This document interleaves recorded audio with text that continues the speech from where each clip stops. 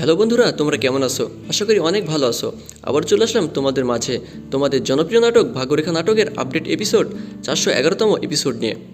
তো বন্ধুরা, ভিডিওটি না টেনে সম্পূর্ণ দেখবে, তাহলে নাটকটি সম্পূর্ণ বুঝতে পারবে।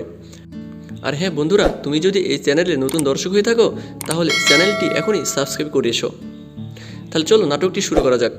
কুণাল যখন শ্রদ্ধা রুমের সামনে হাঁটাহাঁটি করছিল তখন ঋতু সেখানে আসে।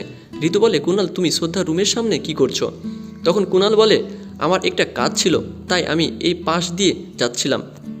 কুণাল যখন চলে যেতে লাগে তখন ঋতু বলে, কুণাল দাঁড়াও, তোমার ওপর আমার কোনো বিশ্বাস নেই, শ্রদ্ধার কোনো ক্ষতি করতে যেও না, তোমার ওপর আমার নজর সবসময় থাকবে। তখন কুণাল হাসে আর ঋতু পিসিকে বলে, আপনি এইসব কি বলছেন পিসিমণি? আমি কেন শ্রদ্ধা ভাবির ক্ষতি চাইব? ঋতু পিসি কুণালকে বলে, কুণাল তোমার সব খবর আমি রাখবো, তুমি সাবধান থেকো। এ কথা বলে ঋতু সেখান থেকে চলে যায়। রোশনির জন্য কুণাল অপেক্ষা করছিল। তখনই রোশনি কুণালকে শ্রদ্ধা রুমের ভেতরে ডাকে। কুণাল শ্রদ্ধাকে দেখে চিনতেই পারছিল না। অতঃপর শ্রদ্ধাকে কুণাল ও রোশনি দুজন মিলে বব্বর শের গ্যাংয়ের আস্থানায় নিয়ে যেতে লাগলে অভয়ের মা দেখে ফেলে। অভয়ের মা বলে, কুণাল তুমি এটা কাকে নিয়ে যাচ্ছ এত রাতে? তখন রোশনি বলে, আন্টি, ক্রিসমাস আসতে চলেছে সামনে, তাই স্যান্টাকে আমাদের বাড়িতে নিয়ে এনেছি বাচ্চাদের জন্য। তখন অভয়ের মা বলে, আমাদের অনুমতি না নিয়ে তোমরা কেন স্যান্টাজিকে বাড়িতে নিয়ে এসেছো? তখন রোশনি মিথ্যা কথা বলে অভয়ের মাকে থামিয়ে দেয়। অতঃপর অভয়ের মা যখন চলে যায় তখন রোশনি ও কুণাল মিলে শ্রদ্ধাকে নিয়ে যায় বব্বর শের গ্যাংয়ের আস্থানায়। একটা চেয়ারের সাথে বেঁধে রাখে শ্রদ্ধাকে। অতঃপর সেখানে আসে অভয় শ্রদ্ধাকে মারার জন্য। অভয়ের হাতে পিস্তল তুলে দেয় বব্বর শের গ্যাংয়ের একজন লোক।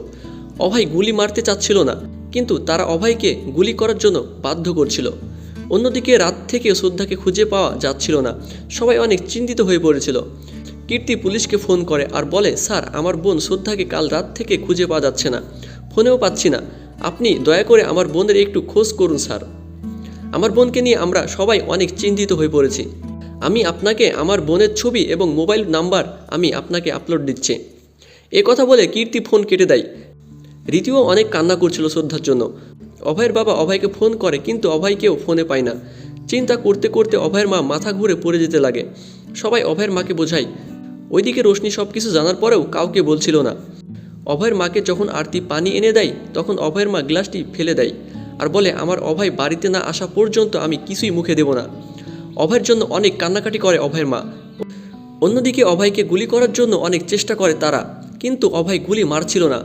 অভয় যখন শ্রদ্ধাকে গুলি করতে যাচ্ছিল তখন শ্রদ্ধার জ্ঞান ফিরে আসে, আর তখনই শ্রদ্ধার মুখ কাপড় দিয়ে বেঁধে দেয়, কারণ অভয় জানে না যে ওইটা শ্রদ্ধা। অনেকক্ষণ পরে অভয় শ্রদ্ধার পেটে গুলি মেরে দেয়। শ্রদ্ধাকে মারার পরে অভয়কে সেখান থেকে বের করে দেয়। তখন কুণাল যখন রোশনিকে মারার কথা বলছিল তখন ঋতু কুণালের সব কথা শুনতে পায়। ঋতু কুণালকে চর মারে। ঋতু বলে, কুণাল, শ্রদ্ধা কোথায় আছে বলো? শ্রদ্ধার যদি কিছু হয় তাহলে আমি তোমাকে ছাড়বো না কুণাল। অতবার সেখান থেকে চলে যায় ঋতু। কিছুক্ষণ পরে কুণালের ফোনে একটা ফোন আসে। কুণালকে বলে, শ্রদ্ধার বডি খুঁজে পাওয়া যাচ্ছে না। তখন কুণাল অনেক রেগে যায়। অতপর অভয় একটা মুখোশ পরে আসে, বব্বর শের গ্যাংয়ের লোকগুলোকে অনেক মারধর করে। অন্যদিকে শ্রদ্ধার বাবা মাও অনেক চিন্তিত হয়ে পড়ে। তাহলে কি শ্রদ্ধাকে আর খুঁজে পাওয়া যাবে না? সেটা জানতে হলে আমাদের চ্যানেলের সাথেই থাকো এবং 412তম এপিসোড দেখতে এই চ্যানেলটাকে এখনই সাবস্ক্রাইব করো। আর হ্যাঁ বন্ধুরা, ভিডিওগুলো কেমন লাগে সেটা তোমরা কমেন্টের মাধ্যমে জানাবে। ধন্যবাদ।